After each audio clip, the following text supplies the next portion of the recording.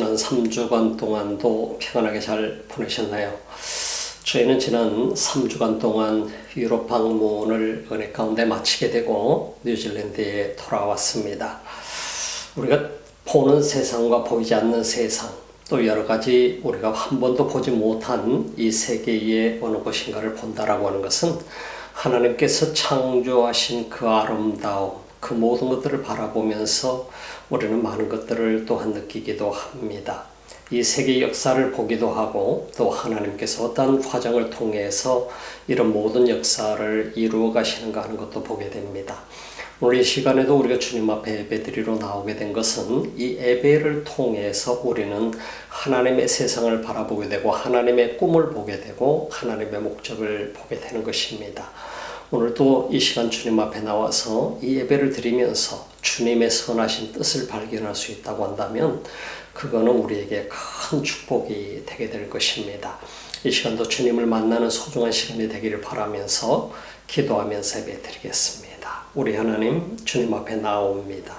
이 시간도 주님 우리를 받아주시고 우리 예배를 받으소서, 말씀하소서, 보여주소서. 예수님 이름으로 기도드립니다.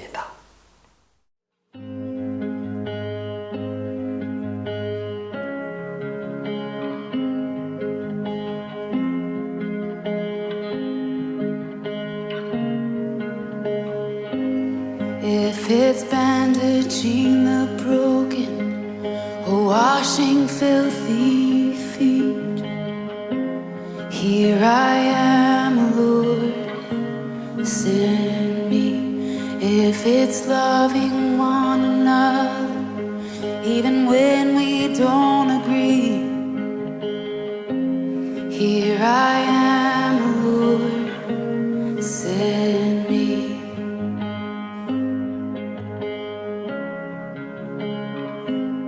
If I'm poor, if I'm wealthy, I'll serve you just the same.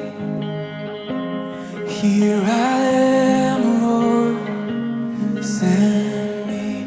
On the mountain or the valley, I will choose to praise. Here I am, Lord, send me. If I'm known by how I love, let my life reflect how much I love you.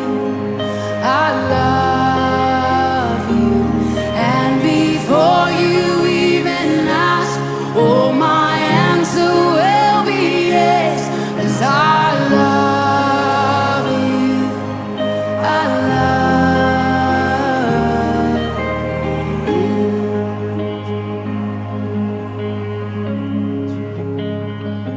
And if the truth cuts like an arrow, I will say it anyway. 'Cause here I am, Lord, send me. And if it means that they'll reject me, Lord, I'll still obey. 'Cause here I am, Lord, send me. And if I'm known by how I love, let my life reflect how much I love you. I love you. And before you even ask, oh, my answer will be yes, 'cause I love you. Oh, I love you.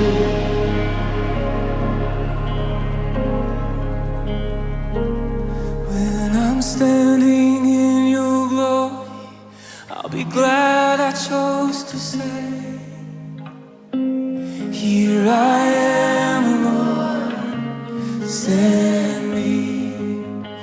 Well done, good and faithful, I live to hear you say,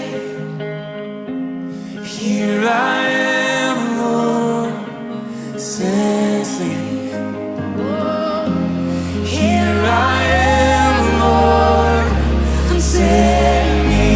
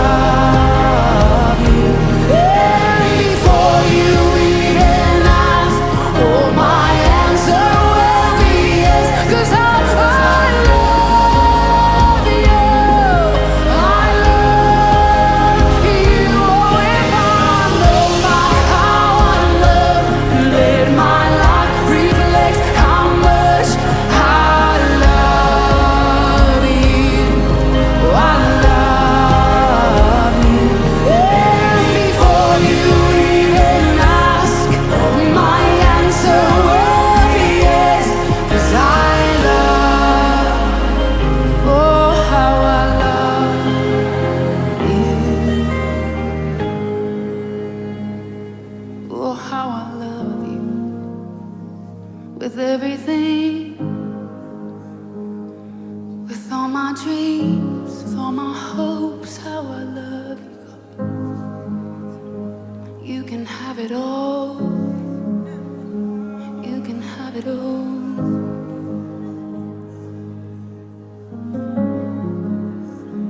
You can have it all.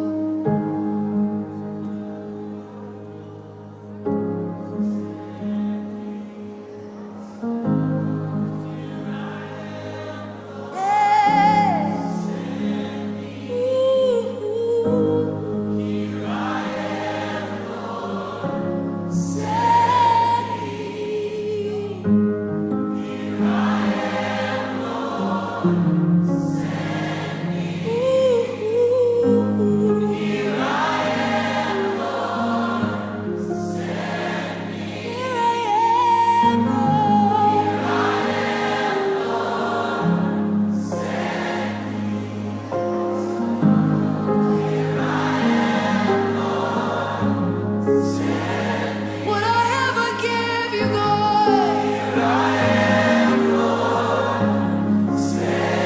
Be it unto me according to your word.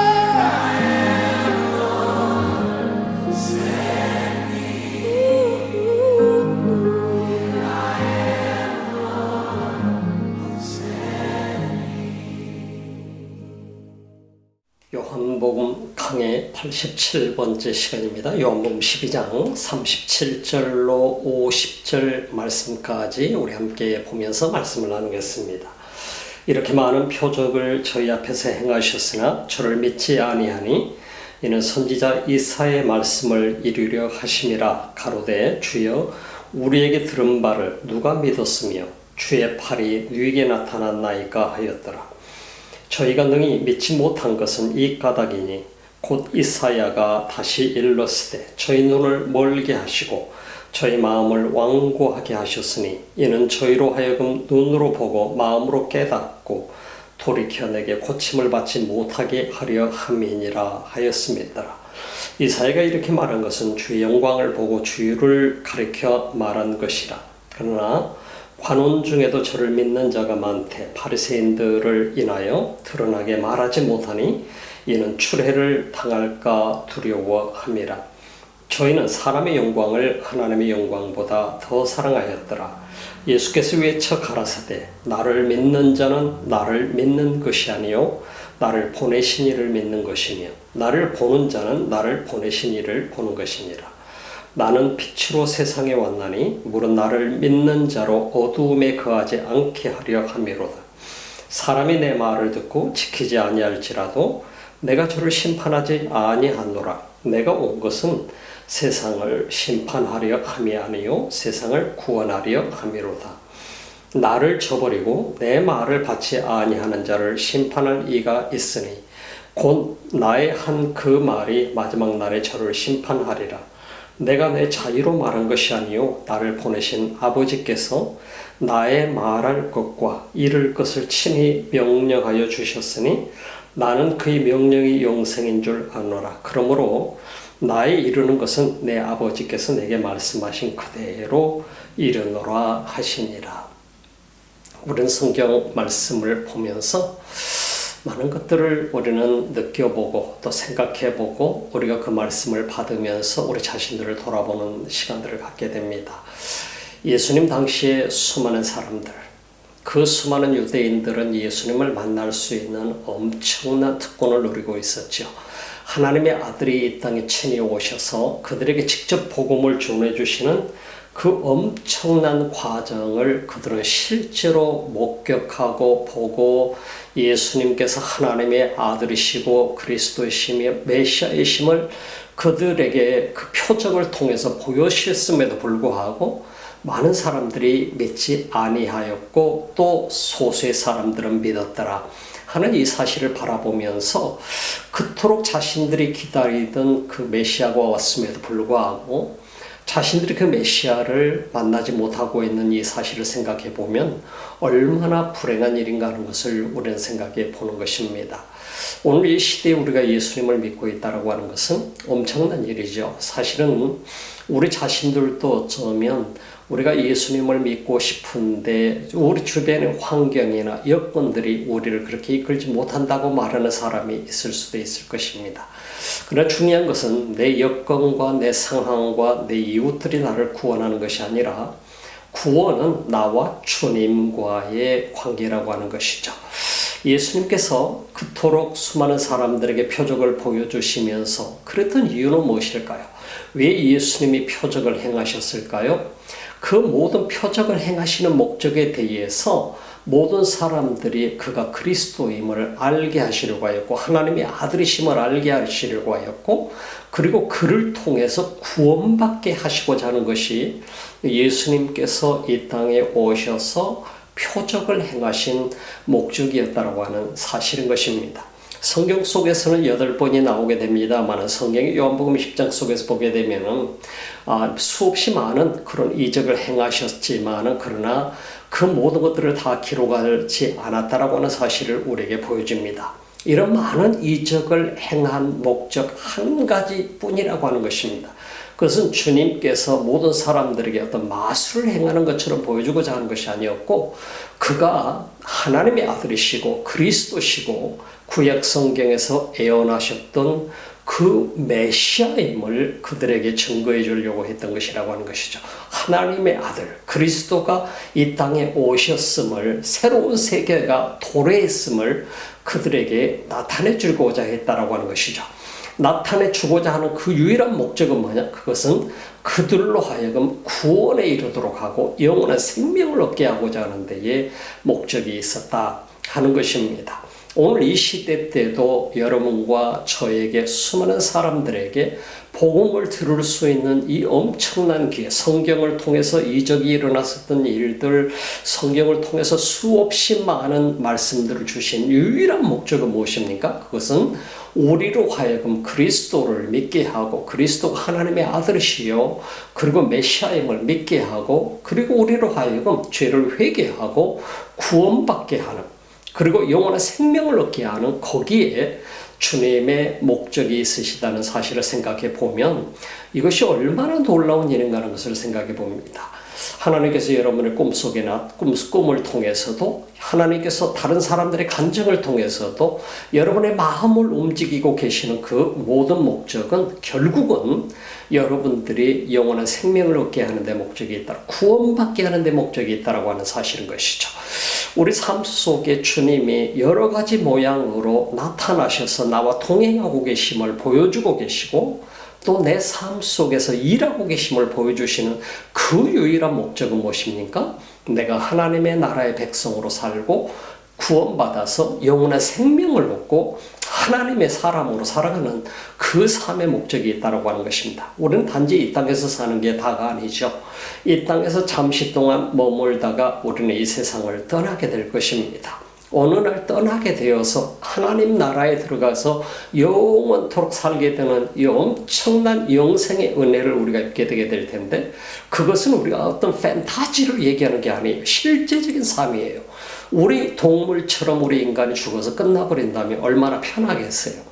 저도 그렇게 편하게 끝났으면 좋겠다는 생각이 들어요. 그러나 하나님은 우리 인간을 그렇게 편하고 끝나게 만들지 않으셨다라고 하는 것입니다. 인간만큼은 영원한 생명을 가진 존재로 만드셨다라고 하는 것이 이 세상의 모든 피조물은 다 끝나버려요. 그러나 인간은 끝이 아니라 끝은 곧 새로운 시작을 의미하게 된다라고 하는 것이에요. 그래서 내가 아무리 고상한 철학을 가지고 있고 고상한 생각을 가지고 있고 내가 고상한 논리를 가지고 있다고 한다 할지라도 결국은 우리 인간은 이 땅에서 우리 육신은 흙으로 돌아가게 되고 내 영혼은 하나님이 만드시는 그 목적대로 영원한 생명을 얻어서 하나님 나라에 가게 된다라고 하는 것입니다. 그러나 성경 속에서 우리에게 분명하게 말씀하는 것은 내가 어떻게 해야 하나님 나라에 갈 수 있는가 그 길을 하나님께서는 예수 그리스도를 통해서 우리에게 가르쳐 주신 것이죠. 그것은 무엇입니까? 누구든지 예수 그리스도를 믿기만 하면 하나님의 자녀가 되는 권세를 주셨고 영원한 생명을 얻게 하셨고 구원받게 만드셨다라고 하는 것이에요. 그러면 내가 지금까지 살아온 내 삶의 과거가 죄악 속에 살았었다고 한다면 그래도 나는 구원받을 수 있나요? 구원받을 수 있지요. 하나님은 사랑의 하나님이시라고 그랬어요. 누구든지 믿고 그 앞에 자복하는 자는 다 용서함을 받게 돼 있어요. 그래서 우리가 이 세상 속에서 어떤 삶을 살아왔었든지 간에 예수님을 믿는 그 순간부터 우리는 새로운 생명으로 태어나게 되는 것이에요. 그래서 요한복음 3장은 우리에게 많은 것들을 가르쳐주고 있지 않습니까? 하나님이 우리를 얼마만큼 사랑하셨는가. 그것은 독생자를 이 땅에 주셔서 그를 십자가에 못 박아 죽이기까지 사랑하셨다라고 하는 사실인 것입니다. 그리고 그분을 믿는 자마다 멸망하지 않고 영원한 생명을 얻게 하는 데에 그분의 목적이 있으시다라고 하는 것이에요. 예수님이 이 땅에 보내신 데는 하나님의 목적이 있으신 것이죠. 우리 인간들을 이 땅에 보내신 것도 하나님의 목적이 있으신 것이죠. 그래서 하나님께서는 목적을 가지고 여러분과 저를 이 땅에 보내셨어요. 그런데 그분을 만나지 못하면 우리가 그분이 나를 보내신 목적을 우리는 잃어버리고 말게 된다라고 하는 것입니다. 상실해버리고 말게 될 것입니다. 그래서 이 땅의 모든 사람은, 인간은 하나님이 나를 보내신 목적을 알 때에 우리는 진정한 인생의 가치를 향해서 살아갈 수 있게 되는 것입니다. 그래서 이처럼 하나님께서는 모든 인간이 하나님의 목적을 알고 하나님의 뜻을 알고 그 뜻을 발견해 나가면서 그 목적을 이루어가는 삶을 살기를 원하시는데, 근데 우리 인간은 그런 방면 속에서 하나님과 자꾸 멀어져 가려고 하는 과정으로 들어가게 된다라고 하는 것이 묘한 이유 중에 하나가 있는 것이죠. 그것은 뭐냐면 세상이라고 하는 이 존재 속에 우리가 존재하고 있습니다만, 세상 속에서 존재하고 있으므로 우리는 세상과 벗이 되어버리고 마른 존재라고 하는 것입니다. 고로 우리는 세상과 벗이 되지 않아야 되고 하나님과 벗이 되어야 되는데, 주님과 동행하는 삶을 살아야 되는데 세상과 동행하는 삶을 사는 것이 너무 익숙하다 보니까 결국은 우리는 세상 사람으로 살아가게 되는 경우가 많이 있는 것을 우리가 볼 수 있게 되는 것이죠. 그래서 오늘 본문 말씀 속에 보게 되면은 어떻게 사람이 세상과 벗하면서 살아가는가? 인간이라고 하는 존재는 과연 내가 믿는 존재인가? 믿는다고 한다면은 어떠한 존재로 내가 살아야 될 것인가? 이런 모든 것들을 오늘 이 본문은 우리에게 가르쳐주고 있어요. 오늘 성경 말씀 보니까 이렇게 많은 표적을 저희 앞에서 행하셨으나 저를 믿지 아니했다. 이런 많은 표적을 행했지만은 예수님을 믿지 않았다라고 하는 것이에요. 믿는 사람들은 소수였었고 이 많은 표적을 보면서 표적을 즐길 수 있었을지 모르지만은 믿지 않았었다는 사실을 오늘 성경은 우리에게 말씀하고 있습니다. 이는 선지자 이사야의 말씀을 이루려 하심이라. 가로되 주여 우리에게 들은 바를 누가 믿었으며 주의 팔이 누이게 나타나이까 하였더라.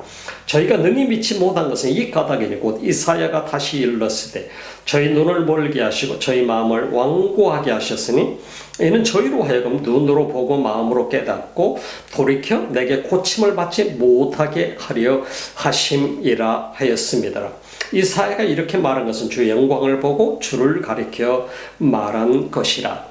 자, 이 말씀 우리가 가만히 보게 되면은 바로 하나님께서 우리 마음으로 눈으로 보고 마음으로 깨닫고 돌이켜 내게 고침을 받지 못하게 하려니라. 마음을 완고하게 하셨다. 저희 마음을. 이사야 선지자를 통해서 그렇게 말씀하고 있는 것을 우리가 보게 됩니다.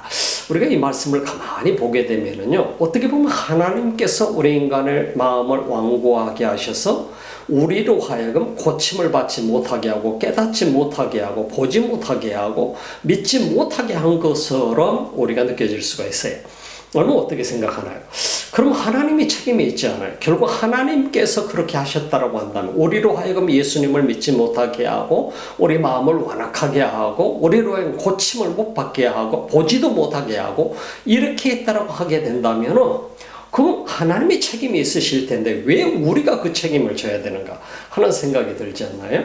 그런데요, 우리가 출애굽기 속에서 보게 되면은 바로가 등장하게 되죠. 모세를 통해서 이스라엘 백성을 이끌어내려고 하게 될 때 바로의 마음을 하나님께서 완악하게 하셨다라고 하는 말씀이 나오게 됩니다. 이 말씀을 우리가 잘못 해석하게 되면은 그렇다고 한다면 하나님께서 완악하게 하셨기 때문에 그런 것이지 바로의 잘못이 아니지 않느냐 하는 생각이 우리가 들 수 있지 않습니까? 그런데 성경을 가만히 보게 되면 인간의 마음이 원래가 완악한 존재였어요.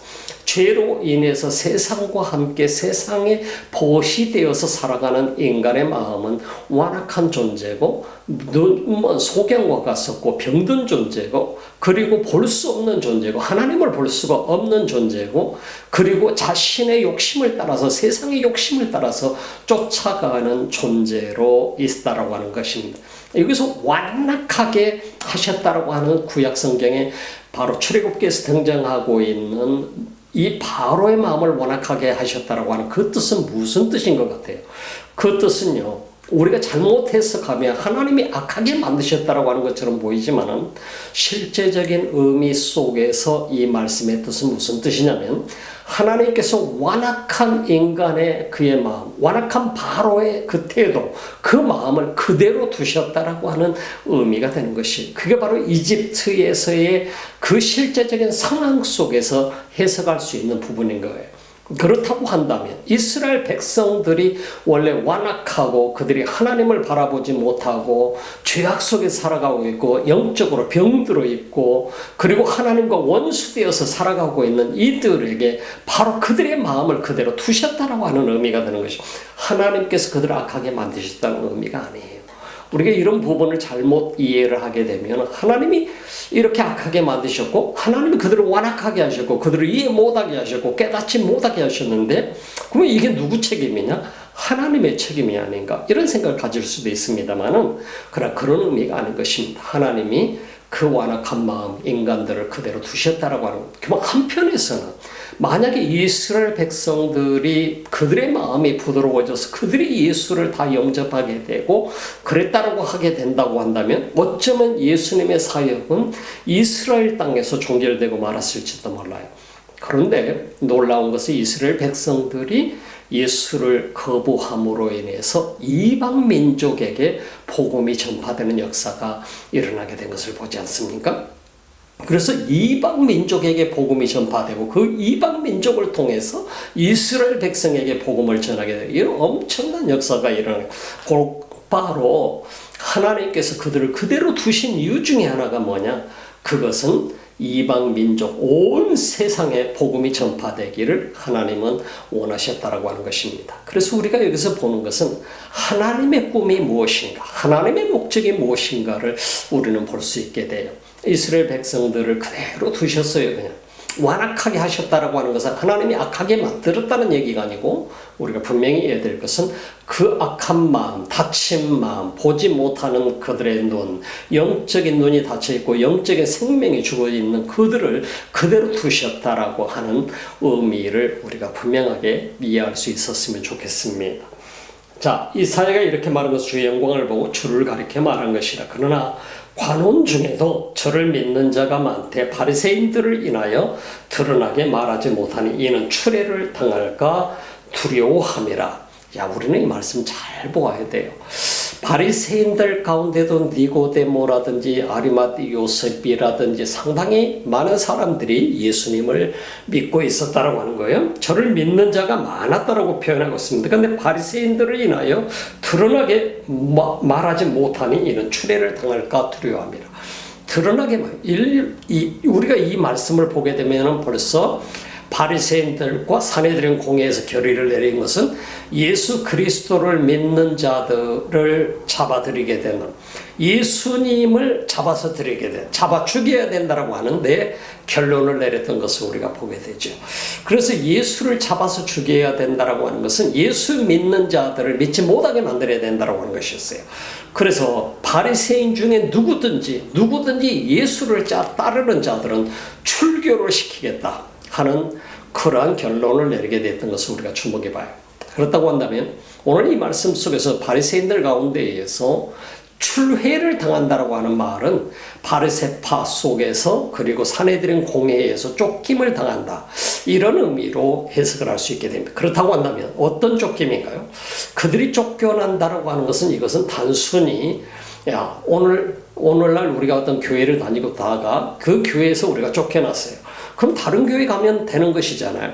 그렇게 쫓겨나는 것이 아니고 바리새파 사람들이 그들의 출회를 당한다, 출교를 당한다, 이런 의미는 무엇이냐면은 유대인이라고 하는 타이틀 자체를 상실해버린다는 얘기입니다.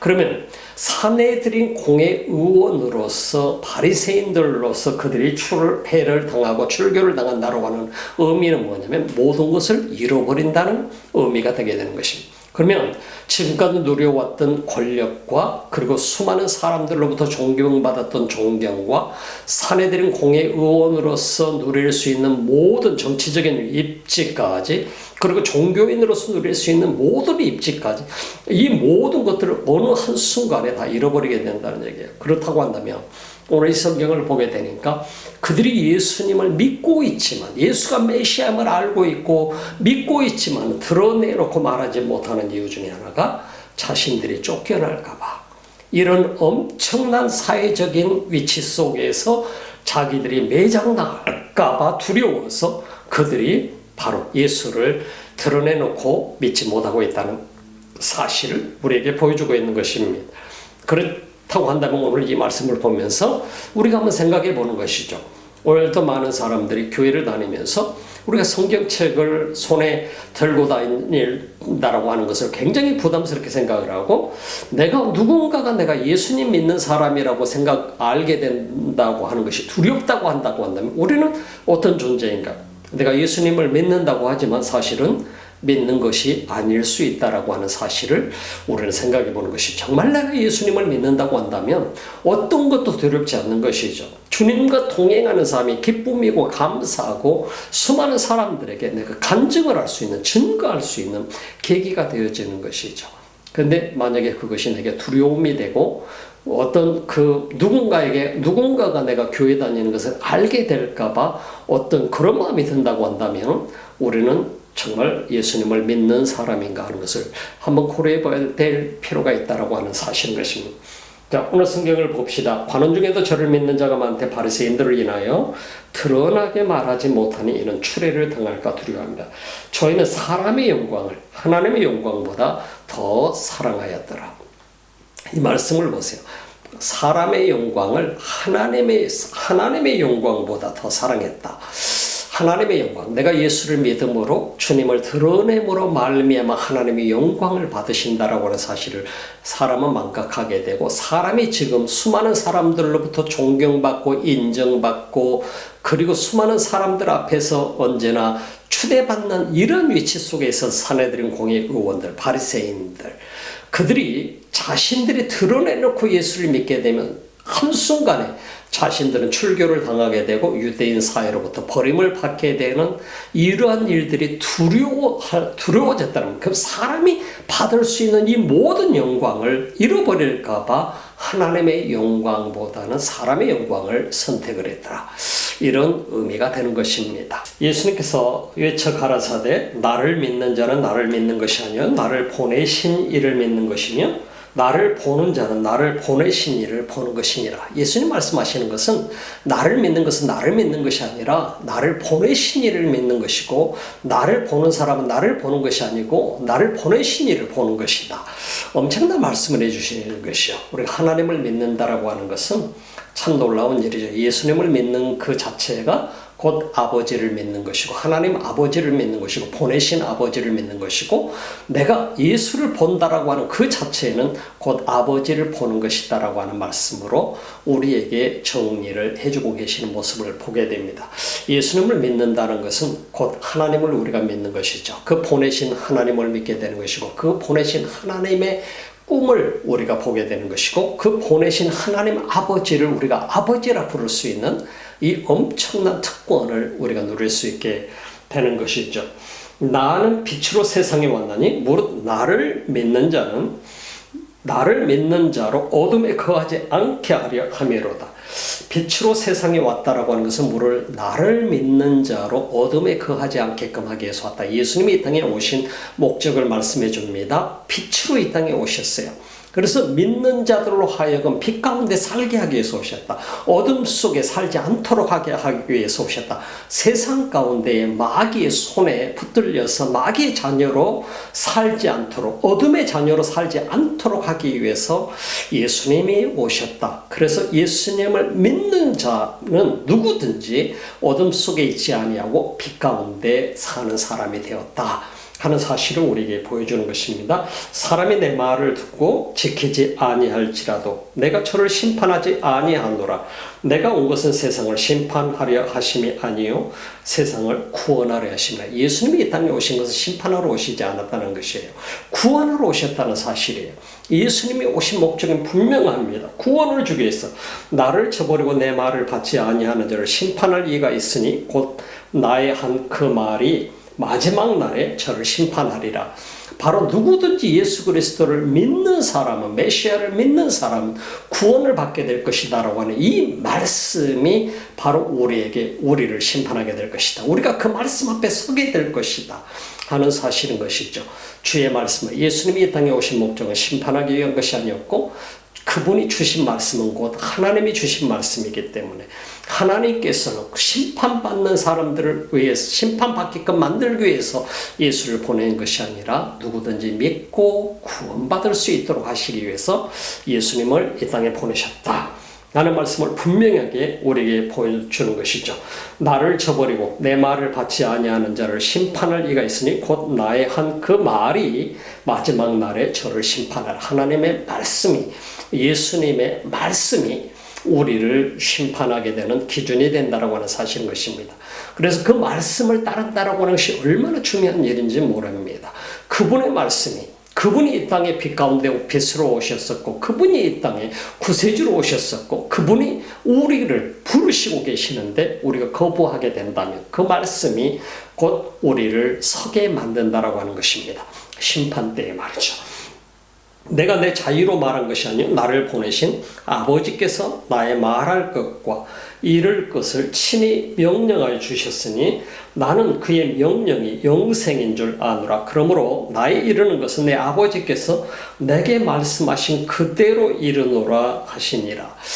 자, 이 말씀을 우리가 보게 되면은 예수님께서 내가 내 자유로 말한 것이 아니다.